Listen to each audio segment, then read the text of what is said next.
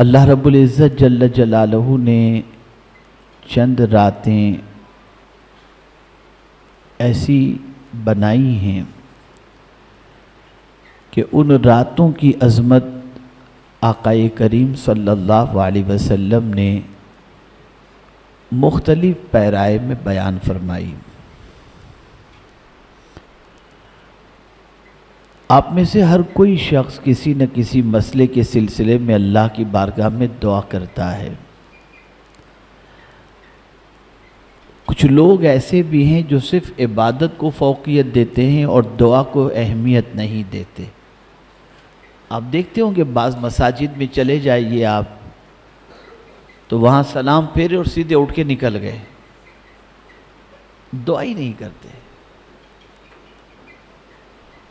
جبکہ آقا کریم صلی اللہ علیہ وسلم کے دو ارشادات ہیں۔ ایک ارشاد تو یہ ہے کہ الدعاء مخ العبادہ، دعا عبادت کا مغز ہے، اور ایک مقام پر رحمت عالم صلی اللہ علیہ وسلم فرماتے الدعاء هو العبادہ، کہ دعا ہی عبادت ہے۔ دعا کیا ہے؟ مانگنا ہے، لیکن کتنا فرق ہے۔ کسی انسان سے دوستی خراب کرنی ہو تو اس سے کچھ مانگ لو، زندگی بھر کی دوستی خراب ہو جائے گی۔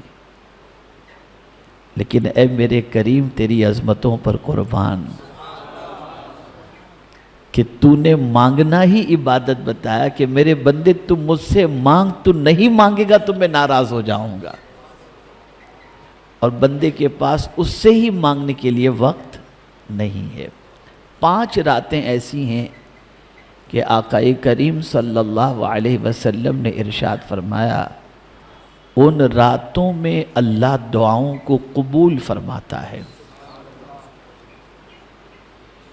یعنی ایک مخصوص بتایا گیا، ایسا نہیں کہ دوسری راتوں میں قبول نہیں کرتا اگر کوئی دعا مانگتا ہو تو، لیکن چونکہ ان راتوں کی اہمیت کچھ ایسی ہے کہ ان راتوں کے انعام کے طور پر پروردگار جل جلالہ ان راتوں کی دعاؤں کو قبول فرماتا ہے، جس میں سے ایک گزر چکی، بلکہ 2 گزر چکی۔ رجب کی پہلی رات، اس رات کو بھی اللہ دعا قبول فرماتا ہے۔ شب جمعہ، اس میں بھی اللہ دعاؤں کو قبول فرماتا ہے، ہر شب جمعہ کو۔ اور تیسری رات ہے شب برات، اس میں بھی اللہ دعاؤں کو قبول فرماتا ہے۔ اور عیدین کی دونوں راتیں، یعنی صبح عید و اس کے پہلے کی جو رات ہے، وہ ان دونوں راتوں میں بھی اللہ دعاؤں کو قبول فرماتا ہے۔ اس وقت اس کی رحمت جوش میں ہوتی ہے، ان راتوں میں اس کی رحمت جوش میں ہوتی ہے۔ کبھی ہوتا ہے نا، خود حضور صلی اللہ علیہ وسلم کے حوالے سے فرمایا گیا یوں تو رسول اعظم صلی اللہ علیہ وسلم سخی تھے، لیکن رمضان میں سخاوت بہت بڑھ جاتی تھی۔ تو کبھی کبھی ہوتا ہے، تو یوں تو اللہ کی رحمت ہمیشہ برستی ہے، لیکن کچھ ایام، کچھ راتیں ایسی ہیں جس میں اللہ کی رحمت بے پناہ برستی رہتی ہے۔ تو اسی طرح سے دعاؤں کے لیے اللہ نے شب برات کے بارے میں فرمایا۔ اور سب سے اہم چیز اسے شب برات، نجات کی رات کہا جاتا ہے کہ اس رات پروردگار بنی کلب کی بکریوں کے بالوں کی تعداد کے برابر یا اس سے زیادہ اپنے بندوں کو معاف فرما دیتا ہے۔ اور معافی کتنی بڑی چیز ہے آپ جانتے ہیں، کتنی بڑی چیز ہے۔ اگر میں اس کے بارے میں صرف گفتگو کروں تو اسی کے لیے پوری 1-1.5 گھنٹے کی تقریر ہو سکتی۔ جتنے بھی انبیاء ہیں انہوں نے اللہ کی بارگاہ میں سب سے پہلے مغفرت کی دعا کی۔ ربنا اغفر لی ولوالدی، حضرت ابراہیم علیہ السلام کی دعا۔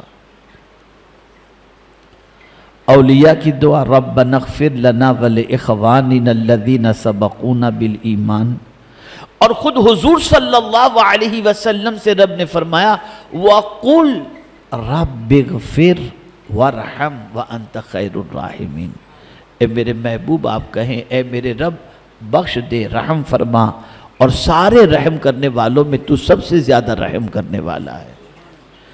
تو مغفرت بہت بڑی چیز ہے، بہت بڑی چیز ہے۔ تو اس رات یعنی شب برات اللہ اپنے بندوں کی مغفرت فرماتا ہے، اپنے بندوں کو بخش دیتا ہے، اس کے گناہوں کو معاف کر دیتا ہے۔ اور بخشش یہ اللہ کی طرف سے بہت بڑا انعام ہے، اس لیے استاذ زمن کہتے ہیں بے سبب بخش دے نہ پوچھ عمل، نام غفار ہے تیرا یا رب۔ اور یہاں تک کہ مغفرت کی دعا امت کے لیے مانگنے کا حکم بھی اللہ نے اپنے محبوب صلی اللہ علیہ وسلم کو عطا فرمایا، وَاسْتَغْفِرْ لِلْمُؤْمِنِينَ وَالْمُؤْمِنَاتِ۔ اس سے آپ اندازہ لگا سکتے ہیں کہ مغفرت، بخشش کتنی بڑی چیز ہے۔ لیکن شب برات کے حوالے سے اللہ کے رسول صلی اللہ تعالی علیہ وسلم ارشاد فرماتے ہیں بنی کلب کی بکریوں کے بالوں کی تعداد کے برابر یا اس سے زیادہ اللہ اپنے بندوں کی مغفرت فرماتا ہے، لیکن کچھ بندے ایسے ہیں جن کی مغفرت اس رات کو بھی نہیں ہوتی۔ وہ کون ہیں جن کی اس رات بھی مغفرت نہیں ہوتی؟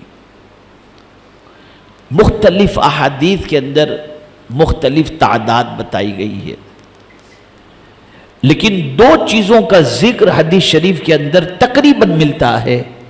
ایک مشرک کے بارے میں کہ اللہ تعالیٰ اسے معاف نہیں فرماتا، اور دوسرا اس مومن کو معاف نہیں فرماتا جو دو مومن آپس میں ایک دوسرے کے لیے سینے میں کینہ رکھتے ہوں۔ سرکار فرماتے، اللہ فرماتے ان کو ان کے حال پہ چھوڑ دو۔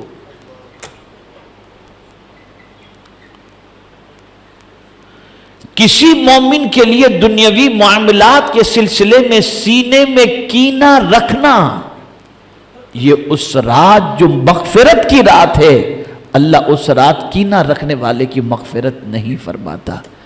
انسان اتنا سخت دل ہو چکا ہے، اتنا سخت دل ہو چکا ہے اور اتنا متکبر ہو چکا ہے کہ اپنے مومن بھائی کو معاف کرنے کے لیے تیار ہی نہیں، اور دعا کر رہا ہے اللہ تو مجھے معاف فرما دے۔ میرا مولا فرماتا ہے تو پہلے اس کو معاف کر، پھر میں تجھے معاف کر دوں گا۔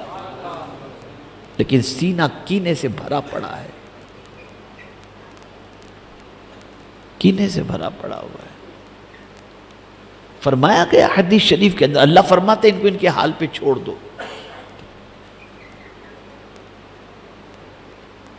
اعلیٰ حضرت عظیم البرکت امام عشق و محبت کے حوالے سے حضور صدر الشریعہ علیہ الرحمہ ارشاد فرماتے ہیں کہ 14 شعبان سے پہلے اعلیٰ حضرت عظیم البرکت اپنے گھر پر مسلمانوں کو بلاتے اور فرماتے شب برات سے پہلے گلے مل لو، تم ایک دوسرے کو معاف کرو، خدا تم کو معاف فرما دے گا۔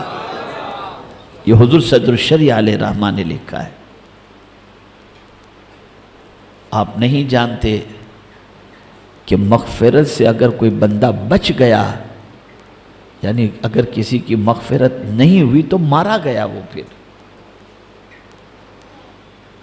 تو اللہ کی بارگاہ سے اگر اس رات مغفرت کا پروانہ حاصل کرنا چاہتے ہیں تو سب سے پہلے یہ کریں کہ اپنے دل میں دیکھیں کسی مومن کے لیے دنیاوی معاملات کے سلسلے میں کینہ تو نہیں ہے۔ اگر کینہ ہے تو پہلے صاف کرو، جا کے ملو، بھائی میں نے تجھے معاف کیا تو مجھے معاف کر، اور ایک دوسرے معافی تلافی کر لو تاکہ سینہ کینے سے پاک ہو جائے تو مولا عز و جل مغفرت کا پروانہ عطا فرمائے۔ اسی کے ساتھ ساتھ ایک اور بات بھی عرض کر دوں کہ چند ایام ایسے ہیں جس میں اپنے رشتہ دار مرحومین کی روحیں گھر کے دروازے پر آتی ہیں۔ اور آ کر کے گھر والوں سے کہتی ہیں اے میرے رشتہ داروں، اے میرے بچوں، اے میری اولاد، ہم پر رحم کرو، ہمارے لیے کچھ صدقہ کرو، ہمارے لیے مغفرت کی دعا کرو۔ تو جن دنوں رات کے اندر یہ روحیں گھر کے دروازے پر آتی ہیں، اعلیٰ حضرت عظیم البرکت نے فتاوی رضویہ شریف میں اس کو نقل فرمایا ہے، اس کے اندر شعبان کی 15 تاریخ ہے، جمعہ کے دن کے حوالے سے ملتا ہے کہ یہ وہ دن ہے کہ رشتہ داروں کی روحیں گھر کے دروازے پر آتی ہیں اور رحم و کرم کی بھیک مانگتی ہیں۔ اس لیے فرمایا گیا کہ تم ان دنوں کے اندر اپنے مرحومین کے لیے صدقہ کیا کرو تاکہ اس کے ذریعے اللہ تعالیٰ ان پر کرم کی نظر فرمائے، ان کی بخشش فرمائے اور ان کو قبر کے اندر راحت عطا فرمائے۔ اور اسی کے ساتھ ساتھ میرے پیارے آقا صلی اللہ علیہ وسلم کے پیارے دیوانوں، شب برات بائک لے کر بھٹکنا، ہوٹلوں میں کھانا کھانا، گیم کھیلنا، ہنسی مذاق، کہے لہو و لعب، اگر کوئی اس میں ملوث ہوتا ہے تو سمجھ لینا چاہیے کہ اس کا دل بے پناہ گناہوں کی وجہ سے سخت ہو چکا ہے، اور اگر وہ اس رات مسجد میں جا کر اللہ کو منانے کی کوشش کرتا ہے، راضی کرنے کی کوشش کرتا ہے، اس رات قبرستان جاتا ہے، اللہ سے مغفرت کی بھیک مانگتا ہے، اس لیے کہ اللہ عز و جل آسمانی دنیا پر تجلی فرماتے ہوئے نزول اجلال فرما کر تجلی فرماتا ہے، اور صبح تک طلوع فجر تک اللہ کی رحمت پکار پکار کر کہتی ہے کوئی مجھ سے بخشش کا طلبگار کہ میں اس کی خطاؤں کو معاف کروں؟ ہے کوئی روزی کا طلبگار کہ میں اسے روزی عطا کروں؟ لیکن چند کم نصیب ایسے بندے بھی ہیں جو اس مبارک شب کے اندر بھی کھانے پینے، لہو و لعب، چائے قہوہ، مستی مذاق، اس کے اندر اپنا وقت گزارتے ہیں۔ تو ان چیزوں سے اپنے آپ کو روکو، اور وہ رات جو زندہ کرنے والی رات ہے، دلوں کو زندہ کرنے والی رات ہے، عبادت میں رات جاگنے کے لیے ہے، اس رات کی قدر کریں اور اپنے لیے، اپنے مرحومین کے لیے، مومنین و مومنات کے لیے مغفرت کی دعا بھی کریں، اور اسی کے ساتھ ساتھ قبرستان جا کر کے مرحومین کے لیے مغفرت کی دعا کریں، ان کے لیے ایصال ثواب کریں، اور یہ ہمیشہ کا معمول بنا لیں جمعہ کے دن خاص طور پر اپنے مرحومین کے نام سے کچھ نہ کچھ صدقہ کر دیا کریں تاکہ ان کو قبر کے اندر راحت کی دولت نصیب ہو جائے۔ میں جانتا ہوں 3 بجے یہاں پر خطبہ ہوتا ہے، وقت 3:10 ہو چکے ہیں۔ اللہ رب العزت جل جلالہ کی بارگاہ میں دعا ہے کہ رب قدیر آقا کریم صلی اللہ علیہ وسلم کے صدق و طفیل مجھے، آپ کو، سب کو شعبان المعظم کی برکتوں سے مالا مال فرمائے، اور شب برات جن لوگوں کو اللہ تعالیٰ بخشش کا پروانہ عطا فرمانے والا ہے، ان بخشش کے پروانہ پانے والوں میں اللہ ہمارا بھی شمار فرمائے۔ اور اسی کے ساتھ ساتھ چند کام شب برات میں کرنے ہیں، ان میں سے ایک کام پہلا تو یہ ہے عشاء کی نماز اور فجر کی نماز جماعت کے ساتھ پڑھیں۔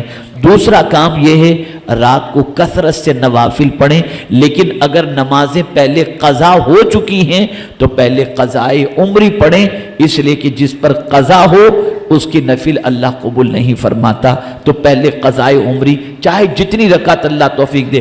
آپ فضیلت پڑھتے ہیں 100 رکعت کی، یہ فضیلت اس میں کوئی شک نہیں ہے، اس کا ثواب اپنی جگہ پر ہے، لیکن جو نمازیں فرض آپ کی قضا ہو چکی ہیں اسے پہلے ادا کرنا آپ کے لیے ضروری ہے۔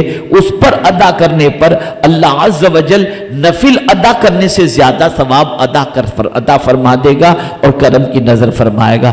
اسی کے ساتھ وہ رات خوب دعاؤں کے اندر گزاریں، عبادت میں گزاریں، نماز کے اندر گزاریں، تلاوت میں گزاریں، اور سب سے زیادہ جو چیز اس رات کو مانگنی ہے وہ یہ ہے کہ اللہ سے بخشش کی بھیک مانگو، مغفرت کی بھیک مانگو۔